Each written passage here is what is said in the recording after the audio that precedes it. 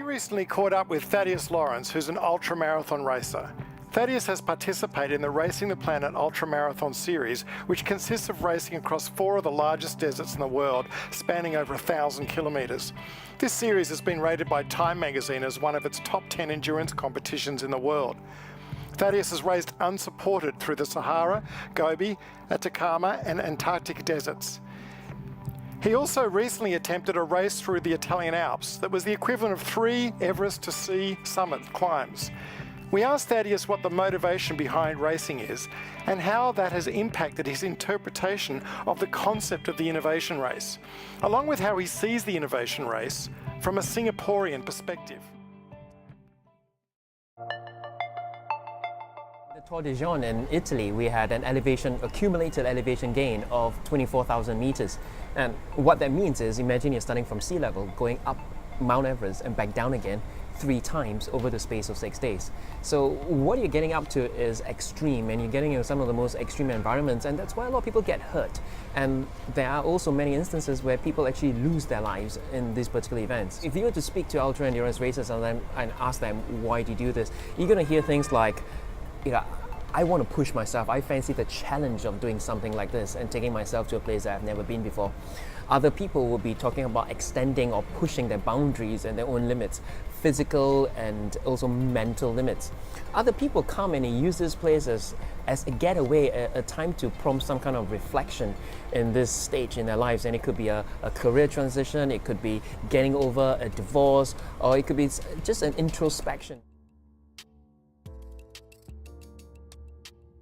One of the things that people come and say, look, I want to run the race, how do I, be successful? And my first question is, why are you doing this? What is the outcome you want from it? And the first answer that most people would say is that, I want to finish the race. And I say, that's great, but that is the, kind of default answer, right? You don't enter a race not wanting to finish it, but there's something more than that. What is it that you want out of that? And for people, it's a matter of self-discovery. For some, it's, I want to get better than where I've been before. It could be a health goal because, their children are growing up and they can't keep up with their kids anymore. There always is a reason behind it. And unless we go in there really very clear about the purpose, we're going to make some poor decisions along the way.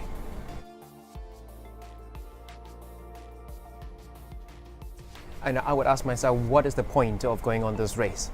Right? I find for myself now, the races that I find compelling are either those that take place in a region of incredible beauty, or to do it with somebody else, whom I can support or be part of a team of. And there are a lot of people out there who would race and race and race for the sake of racing. And personally, it could be admirable, or it could be miserable. I know of people who couldn't complete races or had race cancelled for whatever reason, but just could not deal with the fact that it was all over finishing the race. Well, if you ask me, I'd say getting started. So oftentimes I hear people say things like, I want to do this, or I want to work on this, or I want to achieve this, but very seldom or rarely do you find that same person actually getting started on this. And I use the analogy of putting my shoes on. Right? Each day, the toughest part of any of these races come not during the race itself, but actually the months and weeks beforehand. And typically they come at a time where in any given day when I tell myself, I'd go for a run today. And from that moment on, my mind begins to go into overdrive, and it comes out with this entire list of reasons and justifications and excuses why I should not or cannot run that day. It's too hot, or it's raining, or it's too late, or I'm tired, I'm hungry. And the mind has a way out for all this as well, because it'll say, well, you don't need to go for a run today because you can always do it tomorrow. And tomorrow never comes. And so that moment on, when I say I'm going to go for a run today, all the way through to me actually putting my kit on and putting my shoes on, is the most difficult part. But I know that once I put my shoes on, I'm going to get the run done. Because I've never had an experience, and neither do I know of anyone who's had an experience whereby they put the kit on, they put the shoes on, they're making their way out to the park, to the track, or to the treadmill, or wherever it is they do their running, and then halfway through decide that, I'm going to do it tomorrow. Hardly ever happens, if never ever happens. So put the shoes on. Whatever you want to begin it.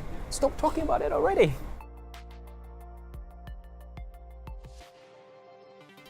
Well, you can win at all costs. but are you willing to bear the cost? Can you afford the cost? So when I think about the running is, yeah, do I want to get the finishing line? Yeah. Do I want to do well? Absolutely. But what could be the cost of that? Could it be about shredded feet? Could it be a potential, lifelong injury? Could be potentially life. I've kept up with these people. There are people who cannot race anymore because they've pushed themselves over the course of several races and they push themselves to the end. For me, I want to get to the end, I want to do well, but I want to do so in a way that puts me in the best possible state.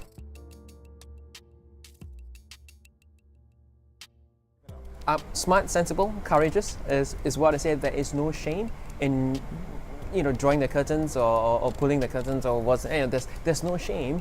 I pulled out of a race in the Italian Alps and it was that last hour and a half where I found myself slowing down and doing that introspection, where I actually revisited all those years back on why I actually embarked on this series of races. And I found that whatever ghost that I was looking to banish had already been banished, whatever questions I was asking had already been answered, and somehow what drove me towards starting this whole series of races were no longer compelling enough for me.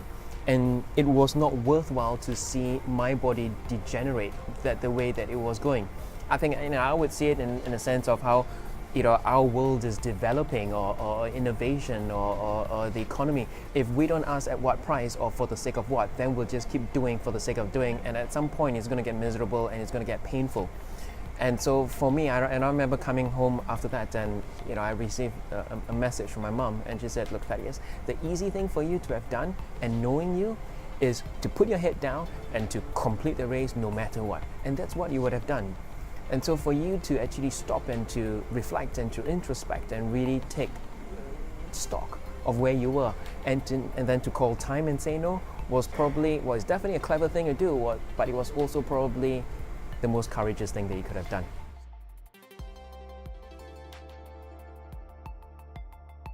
If I think about the innovation race, and I see that in so far as the race to be the tallest building or the tallest spire in the whole world, I think the whole problem with the innovation race is how people are seeing the word race.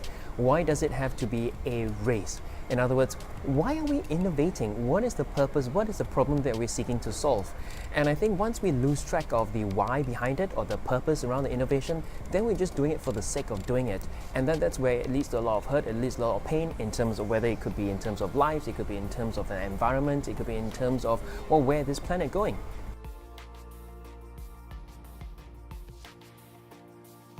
I would look at it in terms of innovate for the community, innovate for the relationships, not for the end goal in itself, but consider how we actually get there, or in fact consider why we're even starting this in the first place, and perhaps have the courage to say no to it.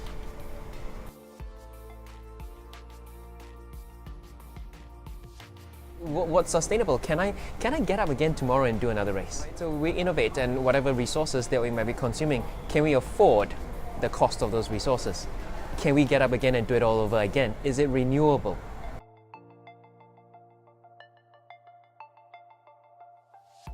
Well, in terms of life, like our lives is not a sprint, it's a multi-day, multi-year ultra-endurance race. And similarly, the life of a nation is not a sprint. We certainly have been sprinting, and we've done very well in this last 50-year sprint. Where we are now is at a juncture where we need to be looking not at the next 50 years, but at the next 250, the next 500 years. And that is going to be an ultra-endurance race in front of us. Can we continue at the speed at which we got here? I don't know. It would be scary if we did, and I'm not sure how we're going to last the distance if we went at the same pace.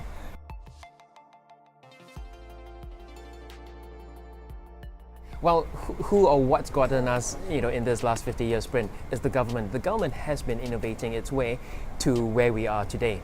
What's going to happen next in the next leg of our race is it comes down to individuals, it comes down to communities, and how are we going to be innovating? That is that key question, because now it's down to us. And being in the space of entrepreneurs and kind of disruptors in Singapore, it's heartening to see that there are individuals and there are individual kind of small organizations that are innovative. We do have incredibly innovative, creative people. How do we make them mainstream? Or how do we get that same mentality, the same attitude, the same kind of perspectives, and make it a general Singapore attitude.